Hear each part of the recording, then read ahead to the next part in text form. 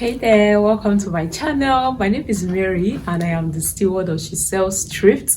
I run a thrift business online and offline too, but I don't have a physical store, so we could just say I run an online thrift business, an online thrift store. And you can check me out on Instagram at She Sells Thrift. So in today's video, I just want to share some mistakes that I think thrift vendors make in their businesses. I've been running my business for about 10 months, over 10 months now, and I can tell you a few things that I think thrift business owners make, or at least some mistakes that I've made in the past and some mistakes that I also avoid making in my thrift business. So I'm going to be sharing those things while I prepare for my new arrivals tonight. This evening, actually, I can't really say new arrivals, but then I'll be posting a combo deal on my WhatsApp status. So yeah, if you're interested in buying from me, I'm going to put my WhatsApp number on the screen and then you can check me out. Just send me a message and your number will be saved so that you get notified whenever I have new arrivals. So as a thrift vendor who sells corporate wear, I deal majorly with young women, students, and office workers. So some of the mistakes that I think thrift vendors make in their businesses, number one is not niching down, wanting to sell everything. I honestly, I can't tell you exactly what to sell or what not to sell in your business, but wanting to sell everything, like you are the one selling corporate pants, you're the one selling chiffon tops, then you're selling bomb shorts, and then you're selling guys polos, then you're selling men polos, then you're selling bras and pants, and then tomorrow you're selling thrift bags. Auntie, why? So I think one of the mistakes that some people make is not niching down. Like, I've seen someone who packs, what is it? You're selling everything. If you're going to even, there is this niching down topic is kind of, should I say tricky now, because sometimes you niche down, but within that same niche you can still spread your wings.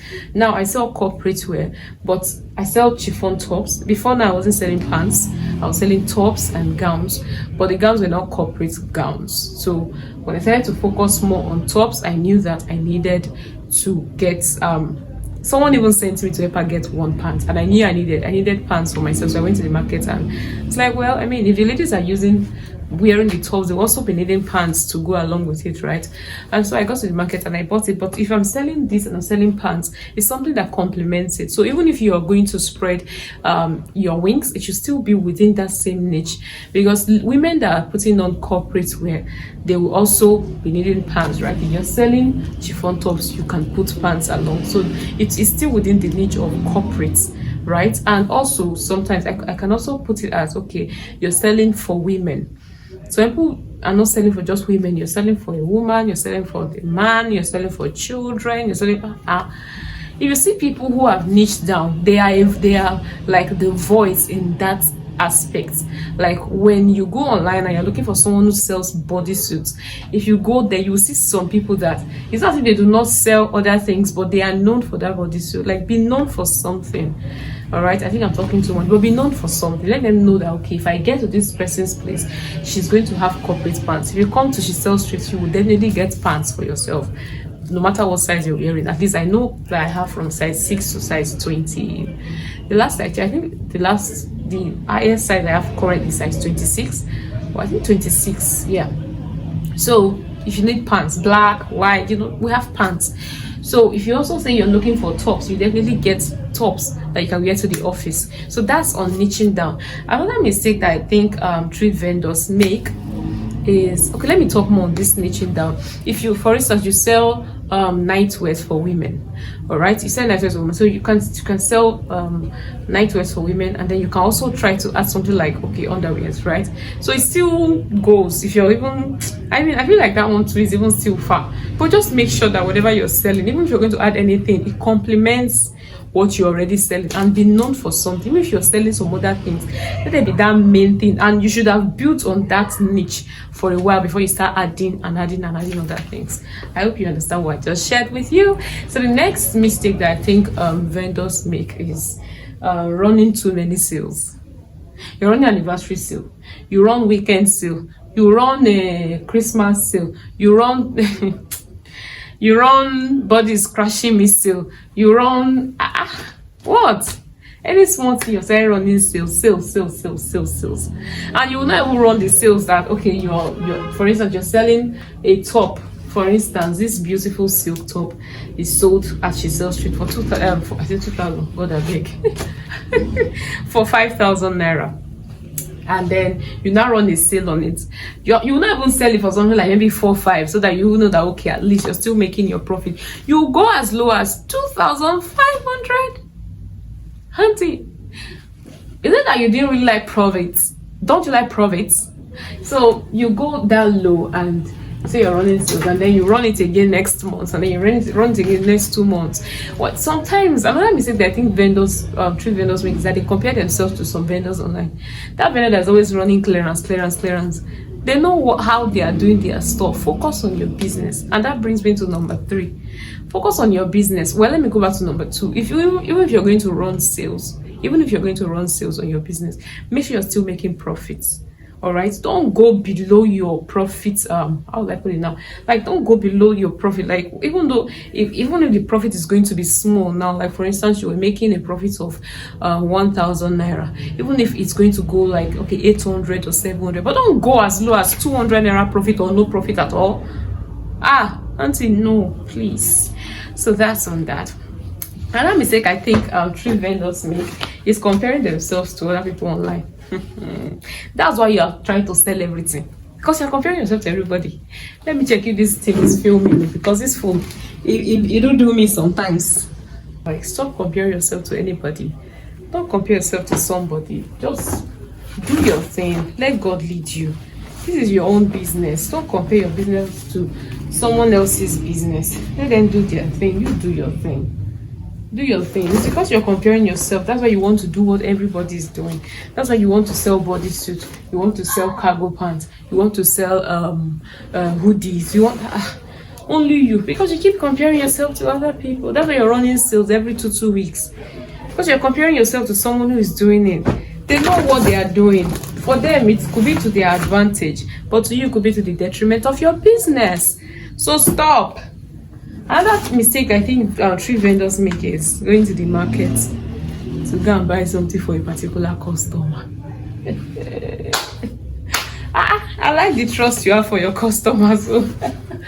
Wow. Going to the market to buy something for a customer, like maybe a customer sends you, please help me buy navy blue pants whenever you go to the market in size 28, and you know that you don't really sell that size 28. So it's not as if you should not put something like that, but you know that you do not sell it, because most of the people you sell to are size 6, size 8. Somebody now sends you size 28, you're now going to buy size 28. Unless the person gives you money, that they give you money and then you now go to buy it. But somebody, like, you went to the market to go and stock up because of somebody. Well, there are people who can do it and to work for them. There are people who can do that and to work for them, like people who have been in business for a while and they know their customers already. Like, okay, should I stock up this? And the customers are like, oh yes, stock up this, right? Oh, should I stock up I have a friend who even did it yesterday, like, should I stock up stock jeans? And they were like, yes, and she will stock up for them because she has been in business for a while. And these people that are saying yes, she knows them. There are people who have patronized her consistent. They have a track record of buying from her. But one customer that has never said how much before, a customer that's not even bought, maybe the last time the customer even talked to you, the last statement was, I will get back to you. The customer came again and asked. Every time you post, the customer will be like, I send account number. Almost. They'll tell you they don't have network in their area. Now that same customer is telling you to buy, when you go to the market, buy gown. When you go to the market, buy the you want to go and buy. Okay, Motiba, I've heard. Go and buy. They will just leave you on the streets. They will leave you for streets. Down to, except the person pays money. Then maybe you can make a video while you're at the market, or if you're still picking, but you're getting a bill. Because even you can't really send somebody to buy a particular, except for pants. Like there are certain colors that you can easily find. But for like chiffon top set, you can't really see that. So you can't send me to, okay, you can't send me to buy one particular. Even if you tell me, if I buy it, I'm not really having you in mind. I'll not really keep you. I remember that you said I should buy something, but I'll not put my hope on you that okay, it's because of you. Once I bring it from the market, I will post it as if, yes, if you see it there, then you request for it, so that my heart will not be broken. If I now buy it and you don't now buy it from me, what will I now do? So I buy things that I know that I want to buy, not things that I think one person promised me that they are going to buy. What if the person doesn't buy it? So stock up the things that you know you really want to sell. Nobody will come and tell me not to go and stock up. Let me to buy hoodie, or buy hoodie because of me. Hoodie for what? Except, okay, my audience has grown to an extent, and maybe the weather is cold, and then I can ask, oh, can I bring in hoodies? And if I'm going, I can buy like 12. You buy the kind of number that will not really pay you. Do you get? So yeah, that's that. Another mistake I think thrift vendors make is that, I'm combining this my combo. Like I have some at the back here that I've already put together, like navy blue pants with this pink top.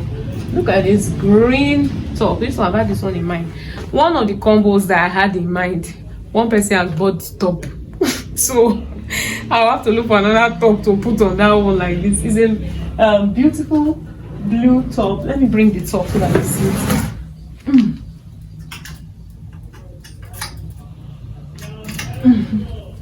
Is this beautiful blue top? I hope I'm still. Is this beautiful blue top? I was planning to pair this with a pair of navy blue pants. This navy blue. Where is it? This navy blue pants. I was planning to pair it with this. Okay, you don't even really go. You go now.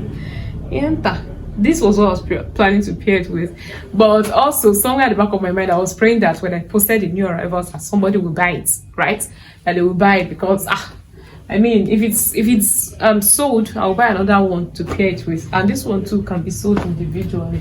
It can be sold on its own without it being paired. So yeah, so I have to look for another color, another color of top, another top to pair this with. Now look at this one. And look at this green, beautiful, right? What do you think? It's giving two-piece. Yeah, so that's what I'm pairing this one with. So we've gotten another combo. Let me show you what this beautiful pants look like. Look at what the pants look like. Whenever I bring, I might fit touch this thing small. It don't rough again. Now I've ironed it too. Another mistake that I see thrift vendors make is listening to every kind of advice they find on social media. Honestly, I think thrift vendors do well, because I mean, it's not as if I go into their houses, but it's just a human thing. Like if you go to TikTok, or let me just put it like, let me not say the mistakes that thrift vendors make. Let me say one thing that they should be wary of is TikTok University. Everybody on TikTok is a lecturer now in these thrift markets. Everybody's advising you on what bill to buy, on how to do this, how to do that. Okay? Don't do this as a thrift vendor. Like, honestly, I know, I mean, I'm telling you I'm telling you something here too, but honestly, I'm not forcing you to do it, but I'm just saying it's the mistakes I see thrift vendors make, and I hope you can learn from it so that you can avoid some of these mistakes. But avoid that. I mean, it's not as if you should avoid it completely, but be careful out there. On that TikTok streets, people be giving advices that I don't really understand. So people give you some kind of counsel that does not apply to your business. You must know what applies to your business and what does not apply to your business. It's not everything that you can do in your business, because it is your business, right? There's some things that you tell me to do in my business. I'll listen to you, but I'll not keep it in my mind. I will listen, I won't judge. I'll listen, but to not, I will dump it before I leave your front, because I know it's not going to work in my business, right? So know your business, know what works for you, and be wary of TikTok university. Because everybody on TikTok right now, like, as a truth vendor, just know what you're listening to, right? So another mistakes I see people make is selling on credit. This one is not just street vendors. So in business in general, why are you selling your goods on credit? Ha. Do you know that selling on credit can cripple your business? Like, you can put your business in a state where it's not moving, and you wonder why the business is not moving. Let me organize my clothes very well. You wonder why the business is not moving because you're selling on credit. Somebody comes to you to buy a top, not this top in Jesus' name, because I'm not going to sell my tops on credit, but somebody comes to you to buy this top of 5,000 naira on credit. Okay, let's even say you bought this top for 4,000 naira, or let's say you bought the top for 3,500, right, from the market. Then your transport, data, and everything is now like maybe 500. So your cost price now, I think I should make a video teaching you about pricing. Now your cost price is now 4,000 naira, right? You now want to sell this top for 5,000, meaning your profit is 1,000 naira. Now you sold it on credit. The person is holding the clothes. There's no money in your account. Somebody comes to your shop and says they want to buy a top like this for a size 14 person. You do not have the top to sell. You do not have money to restock. And you're trying to tell me that the business cannot be crippled. The business will be crippled. The business will just be there. It's not able to move. It will not be able to move because you are incapacitated. The money, the clothes, everything is with the person. To the person. So please, do not sell on credit, all right? That's one of the mistakes that I see street vendors make. And yeah, another thing is not fixing your price as well. Like, why are you afraid to call your price? You are stressing yourself. Thrift business is more stressful than it was back in the day, where people would just come and carry it as rough as it is. You buy from the market, Now, if you want to sell on social media, you must come correct. You must come correct. So you iron, you do everything. Some people even wash. I don't do that, but some people wash. You will iron, you do everything. Then you now want to call your price. Well, don't be afraid. People will talk, but fix your price. Fix your price with your full chest. Fix your price with your full chest. All right? Fix your price. Don't let anybody scare you out of fixing your price. You're stressing yourself. Because of you, they do not have to go to the market to go and pick, and then they rub their bodies on someone who is sweaty and all of that. They're not going through all of that stress. You're the one going through the stress on their behalf. So why shouldn't you fix your price properly? I hope you're seeing my eyes. So fix your price correctly. Another mistake that I think thrift vendors make is wanting to slave for their customers. Well, don't slave for anybody. Customers are always right, yes, but you're somebody's child too. So I've already covered that while talking about fixing of prices. You're not a slave. You are running a business, not a charity organization. So don't be doing Have rules. Abide by your rules. Don't let anybody try to emotionally blackmail you into doing the things you don't want to do. Somebody is saying you should keep for them, then there's somebody who wants to buy it and you're saying Jeez, let's even talk about that keep for me customers. Like, you guys should just stop. Like, I only have one of this top, just one of this top. You're not the only one who likes it. Someone else likes it and you're telling me to keep it. I should now keep it until when? You're like, until month end, and today is 15. Like me, I'll never ask you until when because I'm not keeping. But then like you're like, oh, keep it for me until next week. I will pay for it next week. Then there's another person somewhere who is saying, please send your account number for this top. I should not tell the person that what? It's been sold. It's been sold. When there is no money in my account to go back to the market to buy more. If you know how the thrift business runs, you will know that it's not a business that your cash flow can be blocked. If your cash flow is blocked, you are in trouble. The money must be flowing. It must be moving. So that's another mistake that I think thrift vendors make. There are a lot, but I don't want this video to be too long. There are a lot more, but yeah, tell me in the comment section what other mistakes you think thrift vendors make. If you're a thrift vendor already or you're a business owner, what other mistakes you think business owners make that they need to stop right now as we speak. Please don't forget to subscribe to this channel, and I'll see you in the next one. Bye bye. Okay, yeah. And don't forget to follow She Sells Thrift. All right, follow her, She Sells Thrift on TikTok, She Sells _thrift on Instagram, She _sells thrift on TikTok, and I'll see you in the next one. Bye bye.